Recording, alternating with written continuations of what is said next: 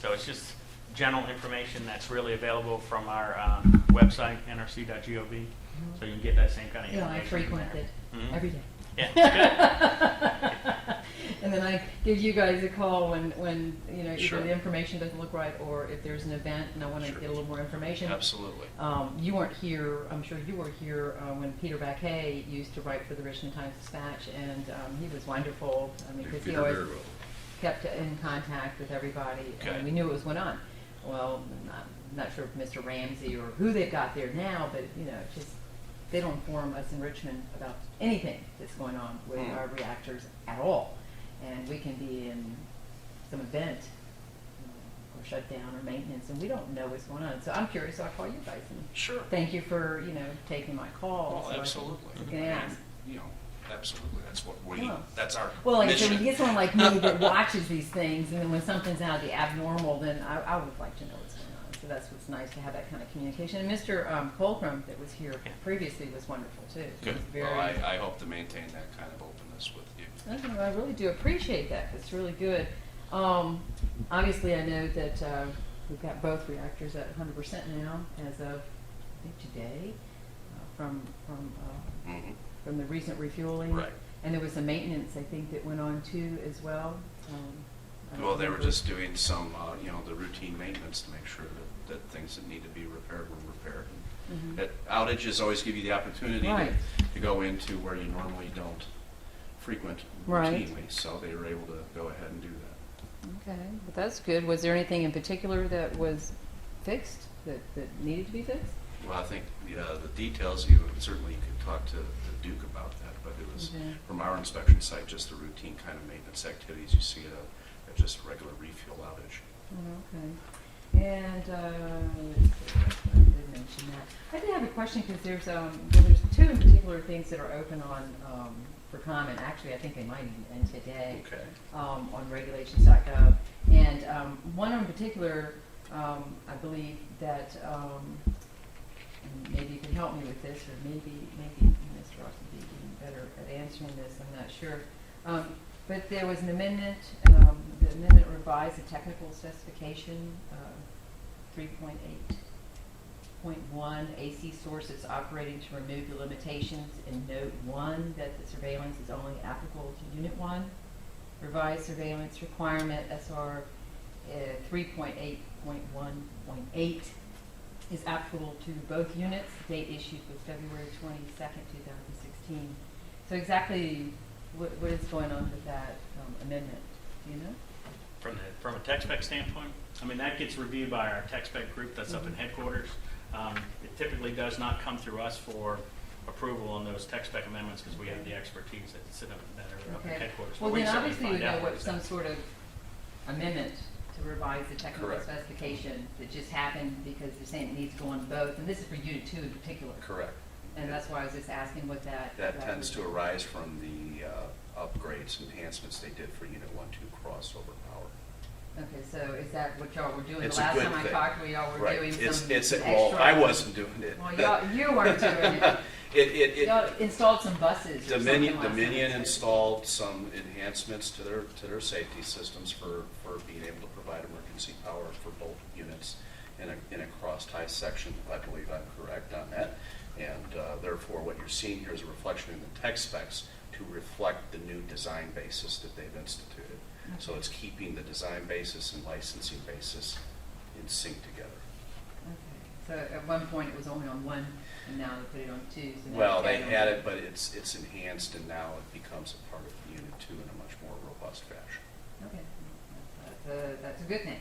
And then I guess what I spoke with you on the phone, what I thought was really important, is, and I think that also coming up for public comment, is the issues with the fees. And what I've noticed is there is a document that's out that basically is going to reduce fees for almost across the board, for applications, for all kinds of applications, renewals, license, all this. So basically the fees for the industry is going to be lowered. And it said because of the budget cuts that are happening at the NRC. And so I'm wondering why we want to cut the budget when actually what we don't need to cut the budget. If anything, from what I hear from everybody at the NRC is y'all are like, hey, y'all are up to here with the workload that you have already, and especially since, we've got the new reactors being built and obviously all the COLA work that's going for North Anna 3. Why would we want to cut the budget or have the budget cut for the NRC when actually your workload is going to increase, especially with the aging reactors? So I don't know if maybe you have some insight on what's going on with that. As far as the budget cuts go, I mean, we're as much of it, the Congress, we request our budget, and the Congress dictates how much we're going to get for the, and based upon what they give us is what we have to operate within. So we have what we ask for, and then we have what they give us, and then we work within that means. Okay, well, that's the budget from Congress. But then if you guys turn around and say, okay, we're going to cut licensing fees, the only fee that was going to either remain the same or go up was mining uranium. All the other fees for everything across the board were going to go down. So it's almost like the NRC went, okay, y'all are cutting our budget, so now we're going to cut our budget by charging less for the applications and application fees. And so I can understand where you have to juggle your budget, but I'm hoping that with the budget cuts, that doesn't mean we're going to lessen inspections or Absolutely not. that sort of thing. Absolutely Right. not. Those kind of budget cuts as far as licensing fees and all that kind of stuff, they don't affect the amount of inspection that we perform at the sites. We're still performing all the inspections that are required, and so that doesn't hit that part of our, that part of the budget. And as far as how they assess the licensing fees and that kind of stuff, they do a lot of looking at last year's data, looking at the amount of money that was collected associated with that, what our current budget is, and like I said, 90% of our fee recoverable, so it comes from the license, what gets charged to licensees. Right. And so a lot of that is they're going to pay whatever it is that the NRC dictates, that's the cost of it, and that's typically based upon historical. What occurred last year, what we need, going into the years prior, the next few years.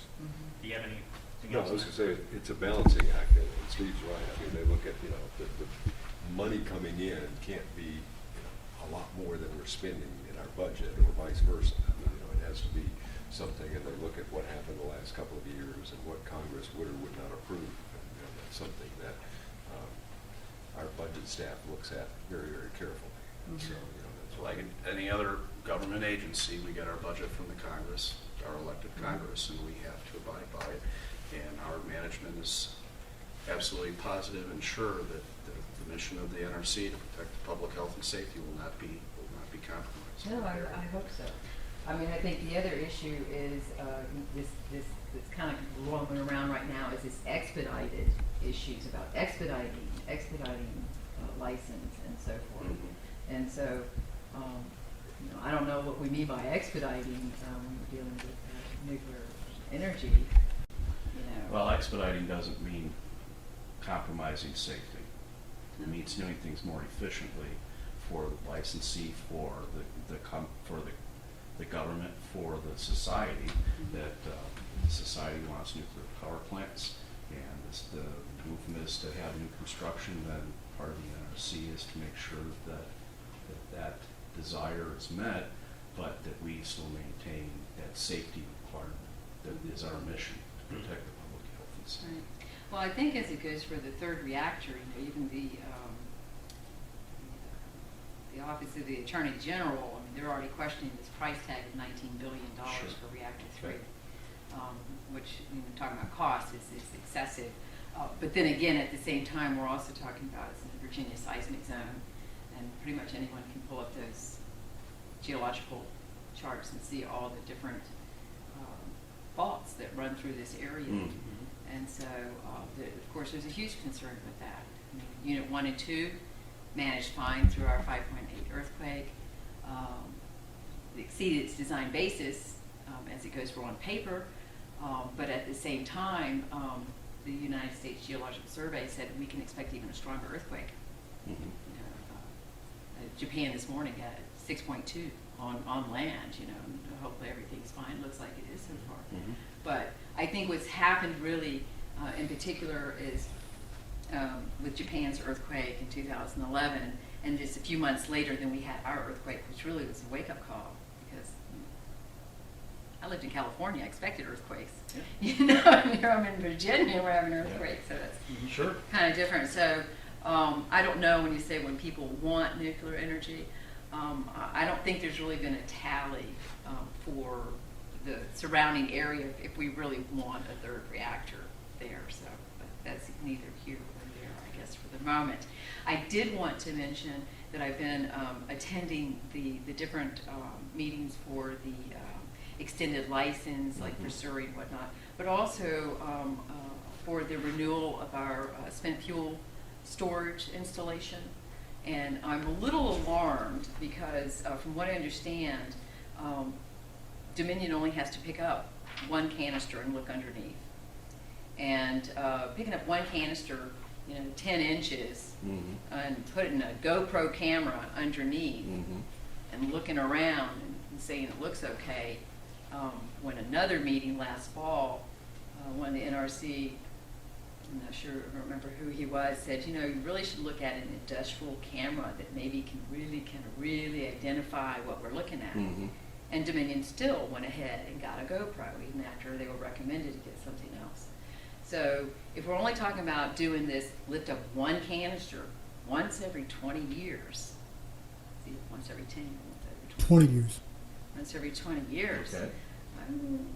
That's a little, Well, it's a little I worrisome can't for speak me. for the NRC individual who talked about the GoPro, and I can't talk about the just a single canister. Dominion is completing their final assessment as to their surveys to their TN32 canisters, the canisters in question in their community. I have had the opportunity to see numerous photographs of the canisters as they were shown as they came out with those, and I would have to say I'm not an expert on being able to assess if that camera is sufficient or not, but the resolution certainly seemed extremely well, and there was certainly more than one canister in the pictures that they were able to look underneath and take a look Well, at. the meeting I attended said they lifted up one canister. And that's why I can't speak to that. Right. Yeah, Well, I'm just saying that we're supposed to be really high tech.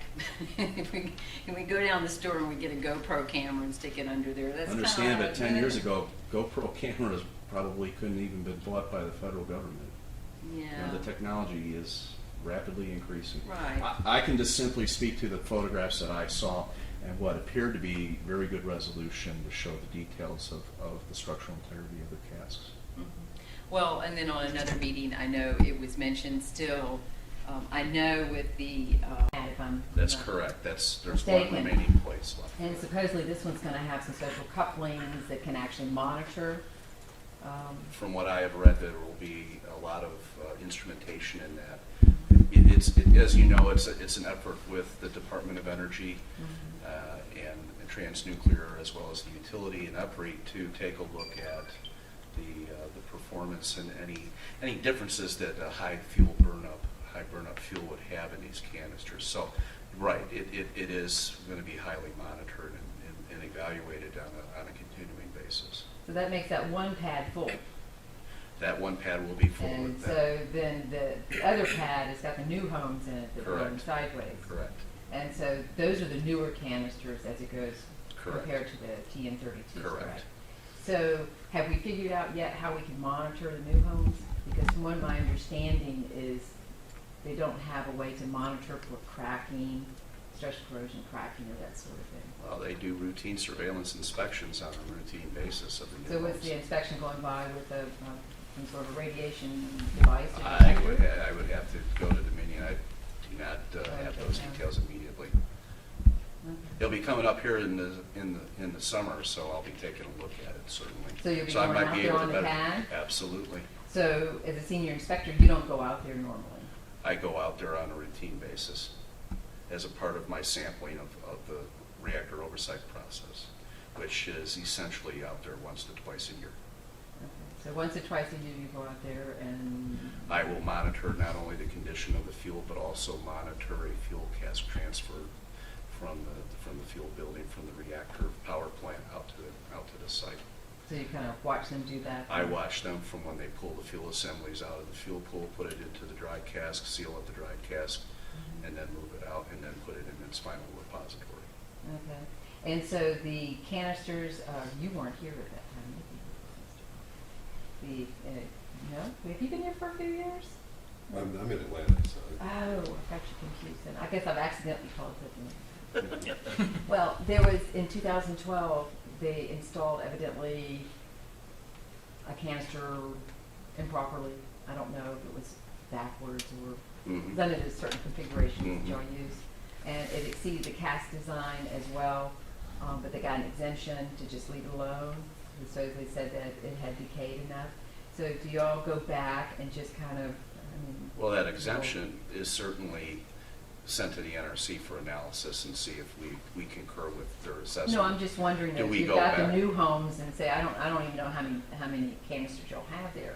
But I mean, obviously you know which one Sure. was not properly whatever.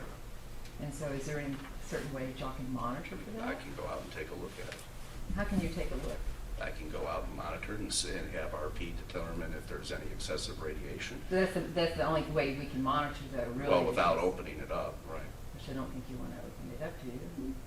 Well, you don't want to open up the cask, but the concrete structure that it fits into can certainly be opened up. Well- If the need arise, and one would have to have, certainly the licensee monitors that pad, it monitors to see if there's any degradation, and they'd be able to go out if they They had any detected something, any indication that indication that there was something wrong, they would go So out. twice a year you go out? But I how go out. often does Dominion go out and? You'd have to ask Dominion on Oh, that. okay. I'm Well, sure they who's go the out. expert here? Everybody? Anybody in particular? Yeah, The operators go on the pad every day. They go on the pad every day? Every day. Would they do a round or something, just kind of checking on things? And so would they just have a badge, or do they have a device, or what do they do? They go in and look at the condition of it, see if anything's changed. Make sure no alarms are coming on anything. The radiation? Operators go out and they check to make sure nothing on the pad, it looks awry, nothing's changed, everything is normal, Okay, and they log that. okay, and then how often do y'all check for the radiation? Because you can't see that. I'm not sure of the frequency of Nobody? that. We don't have a health visit. We can look into that and get that. No, I'm just curious, I mean, because Sure. like all, I mean, is there any kind of like alarms out there that would ring if it's all of a sudden there's excessive radiation? I mean, any kind of Alarms alarm? on pressure, the caster seal, and if there's a. So the seal has an alarm on it. So then you guys in the office would get an alarm. The operators locally would get an alarm, and. Security gets an alarm. And security gets an alarm and notifies the controller. So if the seal gets broken or has a leak, then an alarm actually goes off. Correct. Oh, cool. Okay, didn't know that. That's good. Do you have any other questions? And we do have region-based inspectors that come out and look at the ISPC pads, and they do those kind of inspections. And as part of that inspections, they'll look back through the licensee's records and make sure that they're doing all the required checks that they're required to, whether it's operator rounds or whether it's, how often they're supposed to do the radiation surveys, and if they're actually getting those surveys done and documenting them properly. Now- And they'll observe some of those activities. And hopefully North Anna is not like some of the other reactors in the state. We are up to code and everything with all our fire stuff, right? I can't speak about the other plants certainly, but. No, I'm saying some other reactors around the country seem to be behind on all their fire stuff. I They're can all speak up on about code, North right? Anna. I do fire inspections. I have numerous inspections I do for adherence to the code, Appendix R, which is their fire code that they're assigned to. And on a quarterly basis, I do at least four separate inspections in 4 areas to make sure that they are maintaining their fire requirements, including 1 hour inspections, hourly inspections, continuous inspections if necessary, and of course, maintaining fire equipment in the area. That's good. So that's looked at on a regular basis as Yeah. part of the residence inspector, And then- what there's called their baseline, but we also have region-based inspectors that come out and do a triennial. Correct. And as part of that triennial, they'll look at what the licensees do, and they'll pick specific fire zones and do a detailed Yeah. look at the aspects associated with that, the engineering, the fire loading, all that kind of stuff, and they'll do detailed analysis with that. And those don't come back typically with no findings. Typically they'll have findings in them. Most of them are very low safety significance or green, but they're clearly documented in their own inspection reports that's issued by the regional office. You know, so Yeah, that's what we're missing this time, huh? What's Because I that? think there's been times before where y'all actually have it coded, you know, with the, like, with how many greens we've had. I'll make sure to have that Greens, for you yeah. next time. Yeah, I thought we were missing Okay. something. we can have that. And I think over the last, I just looked at it for the last 12 months. I think there was eight findings that were documented as green issues. There was nothing that was greater than Greater than green. green. Even the performance indicators that we also look at and assess on a quarterly and more formally on a what we call a mid-cycle assessment, and then actually at the end of the cycle, those were all green issues too. You know, so they look at the performance indicators and make sure that they are within the established limits. Well, that's, I know maybe a month back or so, and I was looking at our waste heat treatment facility. And we were running, you know, really in the high 20s, and actually in the early 30 degrees hotter. Is there a reason behind that? Because, you know, Dominion states that typically it's 14 degrees hotter, Uh-huh. but we were running, you know, really way up there. And I was just wondering what was going on, why? Are you able to respond to that? In the wintertime, when we reduce flow through our condensers, you're still removing the same BTU temperature from the turbines, so the delta T is gonna go higher, but you're actually putting the same amount of heat in the waste heat treatment facility. So the delta T goes up with less flow to remove that same amount of heat. So the water's hotter, but they're using less water going into the lake. Yeah, back into that. It's just sort of- Okay, so. That's the summertime. Okay, so the water comes in, I forgot, 2 million, whatever gallons a minute or Million something. gallons a minute per unit in And, the summertime. okay. That's So, not- so that's the so highest know what flow. you're saying, in the It's less flow. wintertime, there's less water going in? Because the water's colder, they can use less water. Ah, okay. So, but when the water comes out, it's hotter in the wintertime than it is the summertime. Right, because there's less flow going through it. So from a simple heat transfer thing, if you got colder water coming in with a less flow rate, it's going to be hotter coming out to be able to, like Paige said, to remove the same amount of BTUs. In the summertime, when the water's warmer, you need much more water to go through that to remove that kind of heat because the difference in temperature is not that high. So it doesn't do as much work. Okay, so you're- then that's why the temperatures don't go up in the That's why- summertime, because it's a lot more water going through. Exactly, the delta T is different in this winter because of less flow. In the summer, you got more flow. Okay. Otherwise, it still seems pretty hot. So while it's in the cooling lagoon or channel, whatever we want to call it, how long does it stay there before it gets released into the lake, or does it get released to the lake? Do you know? I've heard estimates of that, of the entire circle. Mm-hmm. I've heard it takes about a week to get through the waste heat treatment facility, through Dyke 3, up through the lake, and then back around to the plant again. Yeah, okay. Yeah, I was curious. Approximately, you know, Right. depending on how many pumps are running and what we're doing. Okay. Yeah, I was curious though, because I'm like, gosh, it's sure running hot. Why is it running hot? And that makes more sense on why it would run hot then. So I guess do y'all hold it in that area longer when it's hot like that, or it's just still the same system? It's just still What do kind you of. mean hot like that? I don't understand your. Well, I'm just saying that when y'all are on the waste heat facility Dominion site, Waste heat treatment facility. right, it tells us the lake temperature, and then it tells us the discharge temperature. The lake temperature, I'm assuming y'all are taking up by the dam or something, It's at the inlet to the plant. the inlet. As we pump the water in, Okay, and then the discharge, where are y'all taking that temperature? we're at the outlet of the plant. I'm sorry? At the outlet of the plant. Right where it's Right at the discharged end. into Right the when canal. it's discharged Yes. into the canal. Right. Correct. Okay, so basically, by the time y'all let that all go, it makes its round, and it doesn't really affect it much because it's in the winter time, and so the water doesn't get that hot, right? in the wintertime, the actual lake temperature is actually lower. Right, Waste treatment facility temperature is lower overall. Right. Wintertime. okay. And obviously, because it's colder, the loss of heat from the water is quicker. Mhm. And if they're using that lower flow rate going through in the wintertime, then it's gonna be a longer transport time from the Right. discharge till it gets back to the inlet. So Yeah, that's true. if that week, one week long is a summertime thing, when you're getting max flow, so you're getting the Right. max suction and max discharge, and it takes about a week in the winter when you're doing a reduced amount of flow, then that's gonna be a longer transit time. You know, so you'll see, you know, if you had to look at it, you'd see like a general cooling of that water before it ends up coming back into the plant. Okay. And I guess my other question would be, for the past few years, 2-3 years or so, there's been, and I can't look at this year's data yet Yeah. because it's not available. Sure. But for the past few years, radioactive tritium has been very high, in particular in one well.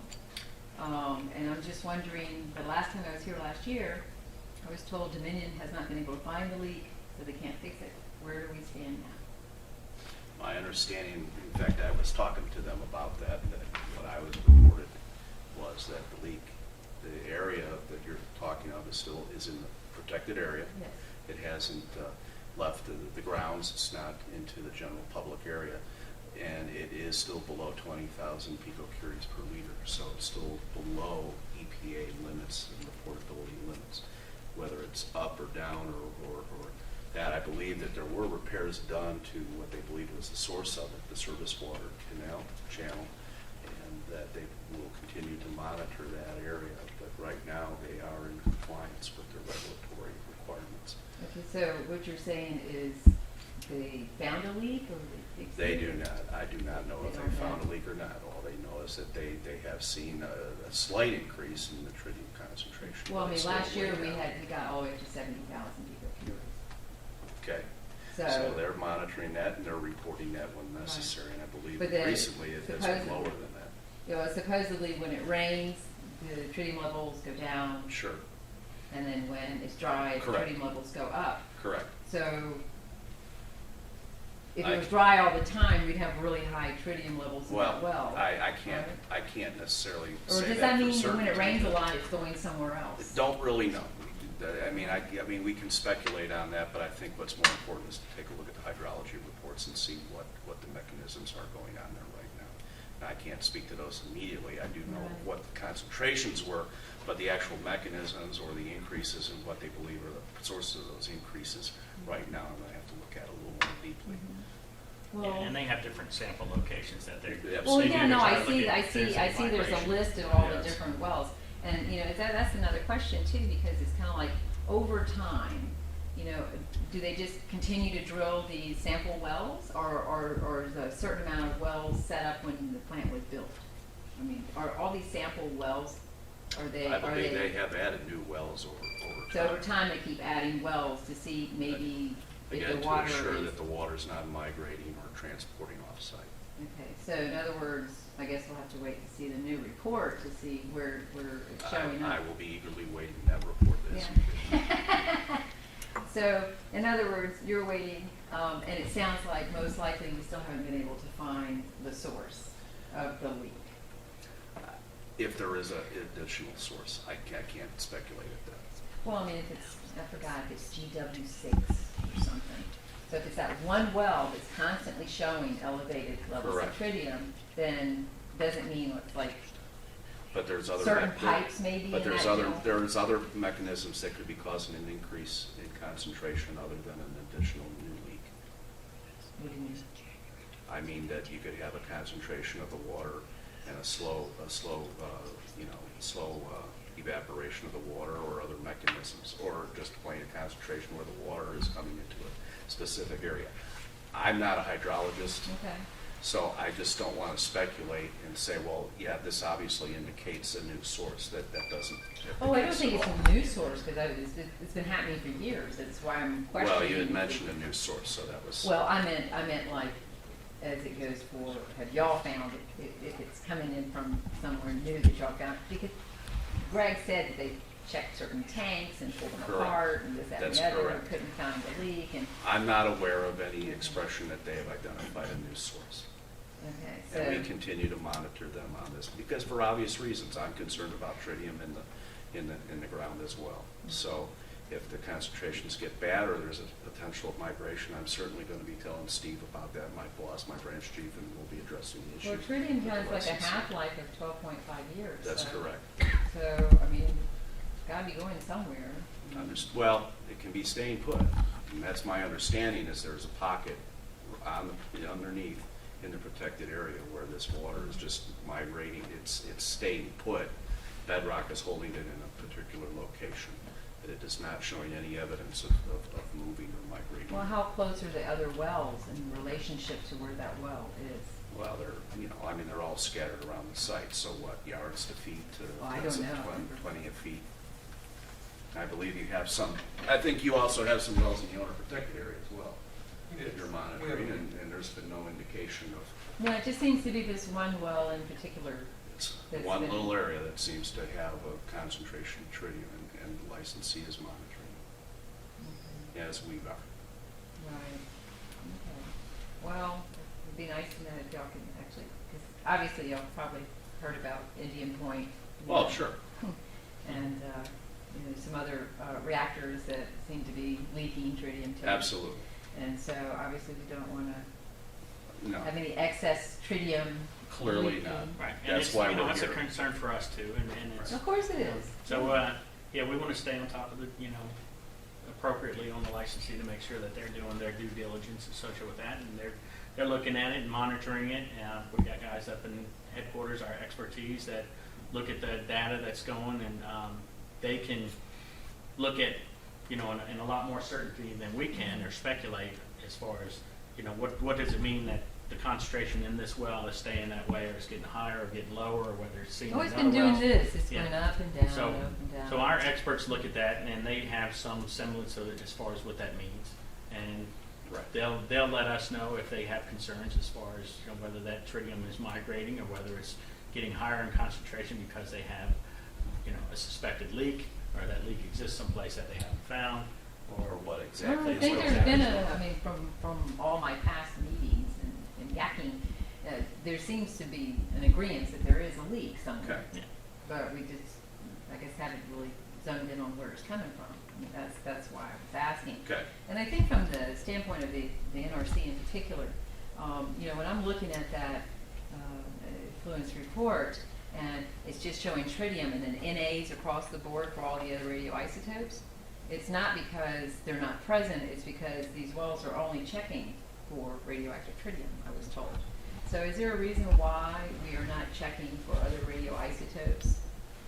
Because the spaces are there, but the data is never logged into that one spot, and it's specifically for these wells.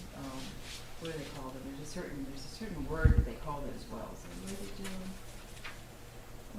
Maybe I didn't write it down. Nope, I didn't write it down. I don't remember. There's a wording for these wells. Mhm. Maybe they should. What do you call those wells anyway that they put to look for the tritium or look for leakage or whatever? Sample wells. Sample wells. Oh. So in other words, from a public perspective, at first for a long time, I thought, oh, well, good, we're just showing tritium. But we don't know. What I found out in the long run, we don't know because they're not sampling for anything else there in those wells. I'm not aware of that. Are you aware? It says that they only look for tritium, Right. because I know that there has been other measurements made for other radioisotopes. I'm I've seen talking about reports, yeah. specifically for those sample wells. Perhaps for those sample wells, just tritium, but they certainly. But why? You'd have to talk to the radiological experts on that as to why you would not necessarily have a need for that. I'd certainly, I mean, I'd it's be just happy that to tap you into the radiological Yeah, people. it's just a question. Perhaps migration of Because, I mean, if the you end other up with- isotopes. That would be my guess. I mean, it's, What's that? most of the other isotopes don't move. in They don't move, they're not. So it's like, you sample them as part of the effluent report, as part of the environmental monitoring program when they're released from the plant. And, you know what's getting into the environment from the plant, those other isotopes, so there's really no reason. Yeah, but we to know say- that radioactive tritium is coming from somewhere and most likely a leak Correct. in. But what other radioisotopes are you concerned with? I wouldn't want anything extra. Well, but depending on Cesium, what they, strontium, I okay, don't but those know. are all heavy metals. Yeah, the point is, they're not gonna migrate. I mean, even if you have those, you know, they're gonna be captured in the soil, you know, as soon as they're released. Strontium is extremely chemically reactive. It's going to chemically react fairly soon as in the environment. So you're saying I believe, we'll be happy to we can check. get you with regular Yeah. chemists in the area, but I would suspect, my understanding from what my little background is that Right. you don't get a migration of those kind of radioisotopes because they bond and react to the material. Where tritium, of course, is in water. It's part of Right. It's part of the water, so Right, it right. moves with the water, where the other stuff would not necessarily move with the water. So it may be, you know, I don't know if they, I can only speculate because I don't have that information. Right. I'm the same as you as far as that goes, and it said, Yeah, you we'll know, certainly I can take only it back and look. only speculate that they don't sample for that because there is very little likelihood that any of those isotopes exist within the water that they're sampling. Okay. Now, I don't know that for sure, Right. but that would be my Yeah, educated I'd just be guess, curious in essentially. well 6, you know, Well, if yeah, there's but any other. It's a great question. I mean, It's like I Greg enjoy your said. questions. and We'll be happy to go back and take a look at them. But like Greg says, they've made repairs, you know, and Mr. Copeland said they've torn certain, you know, tanks apart and looked for any possibilities there. And you don't know if, you know, through these repairs and through those, what you're looking at from the tanks and the tank repairs that you make there, whether you've captured whatever leakage Oh, may well, be actually, he contributing said to it. no, that didn't solve the Yeah, so problem. you continue to monitor to say, okay, did it happen, or did we catch the leak? Or is there, you know, a possibility of another leak, or additional leak, or the leak that's existing that's causing the problems? So it's just a matter of, you know, continue to do the due diligence associated with it, and that's where we're making sure that the licensee is doing that due diligence by doing the sampling and not just going like, well, it's less than, you know, the EPA, so we don't have to do anything about it. Right. You know, that's. Well, I mean, one of the obviously, things that over we the should past do. few years, I mean, obviously, Dominion's been trying to fix it, you know, find it or fix it or do something with it, I'm assuming, because it is definitely a good PR for the facility, you know, so. Correct. And I guess the other question, since I don't have this year's report, but it seems like over the years, when it comes to checking the vegetation locally, I guess y'all have certain areas that y'all check vegetation. Over the past, well, maybe last year y'all did, but in the past history, and in some years, there's always something that says that vegetation was not available. So, I mean, just vegetation not available, so we can't test. So, I mean, I don't understand how we can't sample. Is that in a Dominion? Oh, yeah, I just read the report today. It's associated in the winter months when the vegetation's not there.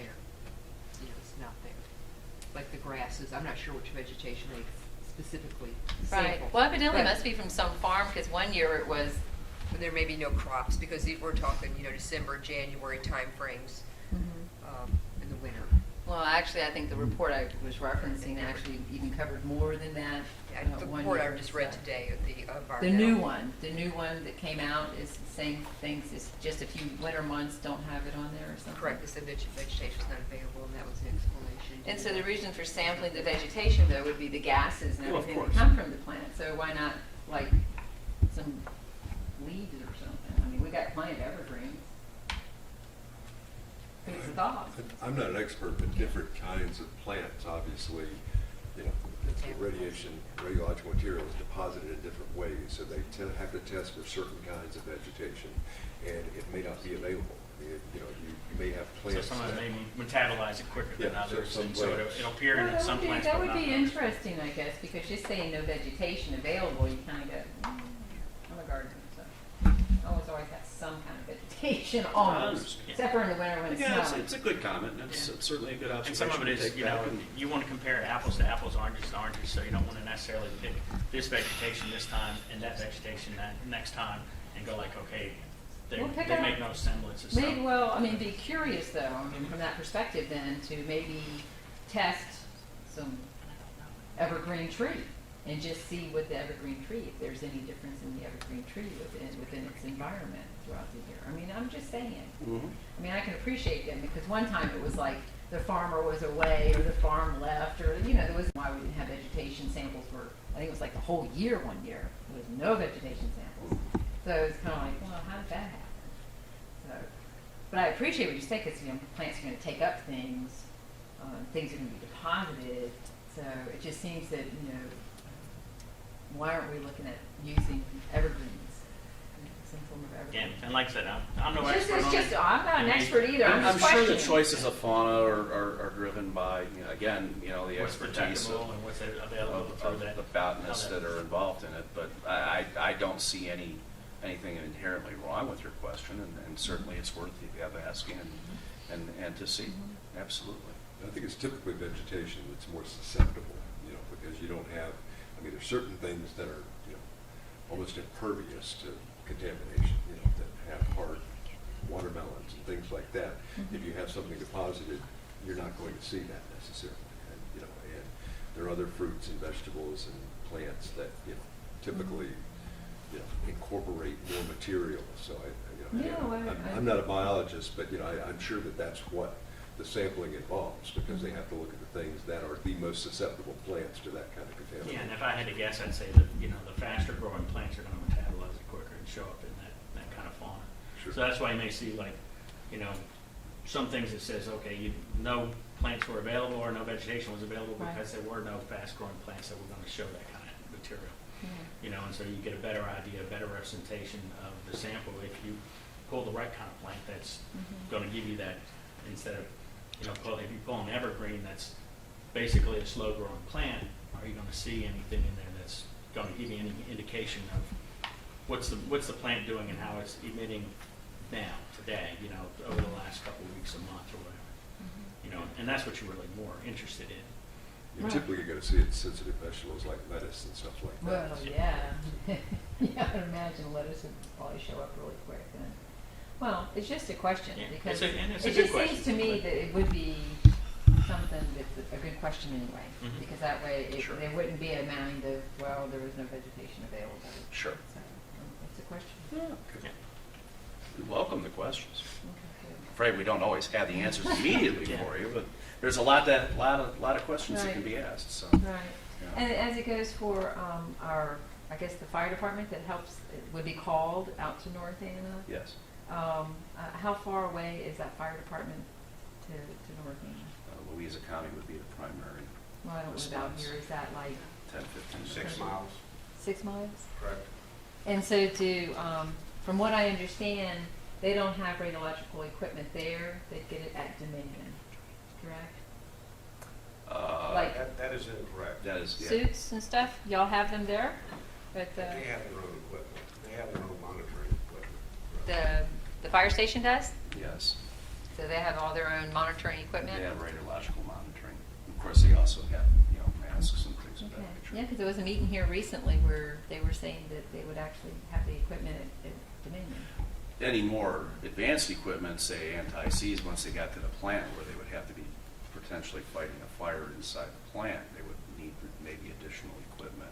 But they have sufficient equipment to be able to get to the site. and Oh, no, have- I meant they have, well, of course they have. Well, and they also I have meant like, do they have- radiological equipment to be Yeah. able to handle out potential radiological consequences outside the site. Okay, so, in other words, the fire station has all the gas mask and all the. The fire station has a radiological- gas mask, they have survey monitors. If you start getting to the plant, you have to go into, you know, highly contaminated areas or highly radiological areas, of course.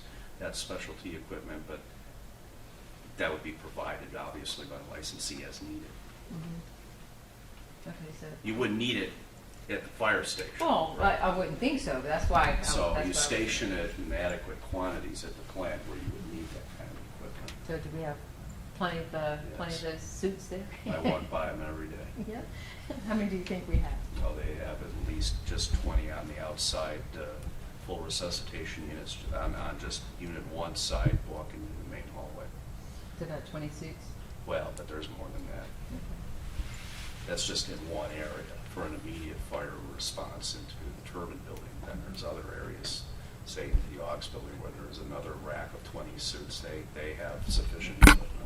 You know, I'm sure if there was a major emergency, they'd get the stuff that we need. And of course, they drill. We had a you know, a major EP drill in earlier this year. Yeah, where the FEMA all- one. Yeah, I haven't found that information yet. It should be available. Actually, I think the NRC is supposed to be available within 30 days, and I think FEMA's was going to be 60 or 90 days, but I haven't seen a report, but I'm assuming we fared well, so I didn't see anything else. So I didn't. There were no issues or deficiencies that we noted. Well, I do know that they've also upgraded across the board security for all our facilities. They think to have sufficient arms and whatnot, guns and whatnot to protect the facilities. Is that correct? Physical security is adequate at North End. And do we have a good no-fly zone around it? That's part of the safeguards facility and responses to that. And unfortunately, for obvious reasons, can't really go into many details. No, not that. I'm just saying. Our I assessment- don't want anyone flying over Understand. our facility. Right. Well, no-fly zones have been established over nuclear power plants for quite some time now. And Were you able to detect drones and that sort of thing? they have means to monitor the air around the power plant. And that's Or- monitored 24/7, right? That is true. Okay, that's good. Well, we're coming up on 6:30. We had to play till 6 o'clock, so. Oh, cool. You know. I guess I probably asked plenty of questions. Well, I Thank you guess. for coming. Yes, well, thanks for having it. Would be helpful maybe, I mean, did y'all put it in the newspaper locally about the meeting and so I forth? sent it to all the local papers. Yep. Anyone pick it up? You don't I know? don't know. No one reads newspapers anymore, do they? You're right, they It's all on probably the don't. I mean, internet. most It's all times. YouTube, right? And I put it up. Probably a lot of YouTube stuff. No, but it's on our website, and, I know that it was at least a couple of local papers, I think, that, but I don't know. But we did have some members of the public that came, Yeah. early on around, a little Early. bit before 5 o'clock. And they Right. were gone for till about 5:30 or so. But Okay. we had several members that came in, so they were aware of it. So it wasn't we weren't the only ones Right, this year. and they had some guys, some people that lived, within a, 3-5 mile radius of the plant that were interested in what was going on, so. And then one last thing. Sure. From what I understand, that one of the meetings a long time ago, is the NRC is not responsible to make sure the locals have potassium iodide on hand. It's up to the local The local government. government. Is that right? That's my understanding. It varies state by state, and I don't know. I guess, it's, each state decides how they want to administer potassium iodide. Some states provide it to local emergency management agencies, some states, keep that responsibility. I'm not sure of Virginia. So basically, the health department of Louisa County would be responsible. They would be able to give you the answer. If they're not responsible, they would know the answers. Yeah, okay. Well, thank you guys very much. Well, thank you.